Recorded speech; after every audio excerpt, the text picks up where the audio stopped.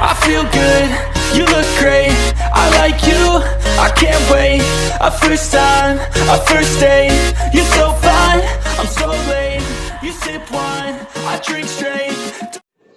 At yan nga, good day sa lahat ng mga kadiway natin dyan, especially sa mga beginners. Ayan, huwag natin pabahin, meron ako i-share sa inyo mga kadiway. Etong motor na to, galing sa ERBS, no, and wow. Tapos, ito kasi persado. Ginagamit kasi sa pan-deliver yung kanyang e-trike. At ayan, singit ko lang mga kadiway, no, ito nga yun, yung e-trike, ano, ayan, no, tignan nyo. Ang daming karga, oh. Pero napalitan na natin yung motor niya. Yan yun, napuwersa. And then, bigla na lang tumirik, tumigas yung gulong, dalawa, hindi mo siya maitula kasi na-stack up na to.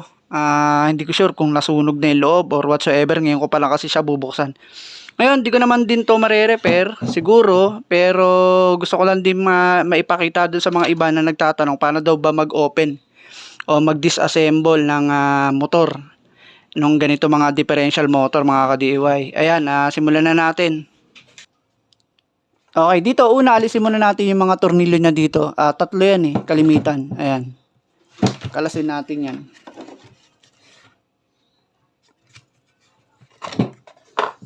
Yan, dito mga ka-DIY, no, mukha namang walang lock dito. Okay, susungkitin na lang natin mga ka-DIY. Meron kasi dito, minsan, meron kasi lock dito yan, no, yung circlip.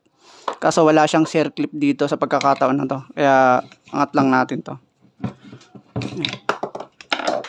Sunod naman natin tatanggalin yung mga kanyang ano dito, yung allen.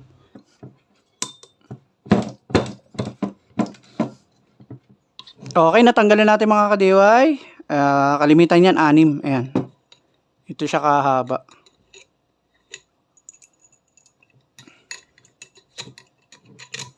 Dito meron yung mga malilit na parang tenga. Ayan. Ayan.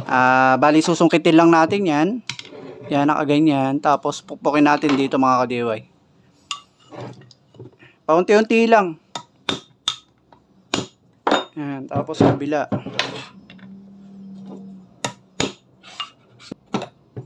Ayun mga ka-DIY. Tanggalin na natin. Oh no. Grabe oh. No! Sunog na sunog mga ka-DIY. So ayan pala yung naging pinakadahilan talaga. Sunog na siya at hindi na mapapakinabangan to. Palit na to mga ka-DIY. Yan. At yan. Wala na talaga, sayang. Ayun, daglagan na yung mga ano nyo, uling. Pero bubuksan pa rin natin to para may pakita natin sa inyo paano pag open nito. Yan. Kasi umangat na siya mga ka-DIY. Ngayon pwede mo tong persahin gamit ka lang ng may ganito. Yan, para may butas, tapos papasok mo siya dyan. Tapos, ididiin mo siya, eto. Yan, okay. Or, pwede mo rin siya ipukpok. Parang pwede mo siya ipukpok ng paganito. Or, pwede mo siyang persahin pababa. Parang ganito. Yan.